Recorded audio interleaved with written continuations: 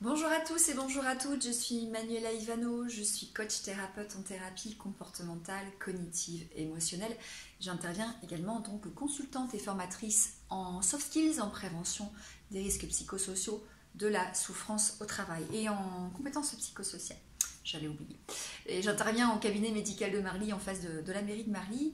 J'aimerais aujourd'hui vous faire une toute petite vidéo, toute simple et courte, j'espère cette fois, sur ce qu'on appelle l'objet contraphobique. Enfin, le contraphobique, qui est, alors chez les anxieux, en tout cas chez les personnes qui ont des phobies, finalement, peu importe la phobie, ça peut être la phobie sociale, l'agoraphobie, voilà, les phobies en général, c'est un objet ou c'est une personne que l'on va utiliser pour nous rassurer, en fait, pour avoir des comportements de réassurance, des comportements de sécurité, pour nous permettre quelque part d'affronter en fait la peur face à un déclencheur, que ce soit prendre la voiture, conduire sur l'autoroute, aller dans les grands magasins. Voilà, on va donc utiliser un objet ou une personne. Et forcément, tant que l'on utilise cet objet ou cette personne contraphobique, eh bien, on ne soigne pas son anxiété. Alors, sur le moment, bien sûr, à court terme, ça rassure, puisqu'effectivement, conduire avec quelqu'un à côté de soi, c'est rassurant. On sait qu'il est là si jamais je dois m'arrêter, si je fais d'attaque de panique, je dois m'arrêter sur.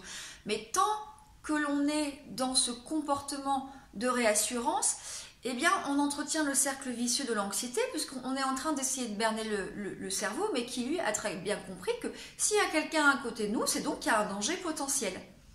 Et donc, tant que vous donnez l'impression à votre cerveau qu'il y a un danger potentiel, votre cerveau, il se dit, en fait, non, là, elle n'est pas en sécurité, puisqu'elle a le copain à côté, la maman à côté, la boîte d'onction à côté, le téléphone à côté, voilà. Alors, des contrats, des objets, des personnes contraphobiques, il y en a de toutes sortes. Je peux vous donner quelques exemples de ce que moi je retrouve en accompagnement, en cabinet, que ce soit en cabinet ou en coaching aussi, avec la phobie sociale. Alors, il y a par exemple la personne qui n'ose pas aller marcher toute seule, donc qui va prendre quelqu'un avec elle. Alors, si on a une personne avec soi pour aller marcher, pour justement être en pleine conscience et effectivement ne pas être dans ses ruminations, ça peut être une bonne idée. Toutefois, si on prend une personne avec soi pour aller marcher, parce qu'on a peur de faire une attaque de panique toute seule en dehors de chez soi, là on est sur un contraphobique, d'accord ? Le contraphobique, c'est aussi le conjoint, le parent, l'enfant qui nous accompagne pour prendre la voiture, pour aller sur l'autoroute, pour aller dans les grands magasins, pour sortir de chez soi. Il va y avoir la boîte d'anxiolytiques qu'on a toujours sur soi. En fait, on la garde sur soi. Donc s'il y a un problème, on sait qu'elle est là. Mais donc, si on la garde sur soi, on informe au cerveau que donc il pourrait y avoir un problème, je pourrais être en danger. Donc forcément, c'est un comportement de sécurité qui va entretenir le cercle vicieux de l'anxiété. Il va y avoir le téléphone qu'on a à côté de soi dans la voiture. Il peut y avoir ouvrir la fenêtre en voiture pour avoir de l'air parce qu'on a l'impression de manquer d'air. Il peut y avoir bien évidemment la musique. Je mets la radio à fond. Il peut y avoir des gris-gris, il peut y avoir des rituels, il peut y avoir des pensées magiques, des personnes qui vont à un moment donné utiliser leurs mains comme ça, cette espèce de rituel, de comportement de sécurité. Alors chez les personnes qui ont des TOC, alors attention, entendons-nous, il y a les comportements obsessionnels compulsifs qui peuvent être liés à l'anxiété, puis il y a les vrais TOC. Moi je ne gère pas les vrais TOC, mais je vais traiter tout ce qui est comportement compulsif qui va être lié à l'anxiété. Donc c'est un peu d'avoir des comportements de sécurité comme ça qui rassurent. On va avoir des pensées magiques.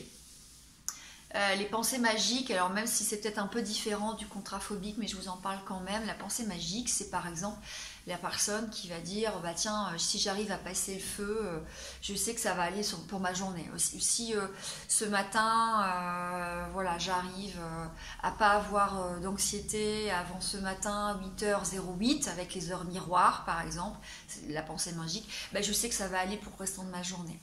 Ou au contraire, j'ai une personne qui avait réussi par exemple à reprendre le train et puis un jour elle n'était pas bien, elle a repris le train et puis il y avait cet horaire miroir, je ne sais plus, c'était peut-être le 9 octobre, je ne sais plus bien, imaginons le 9 octobre, il est 9h09.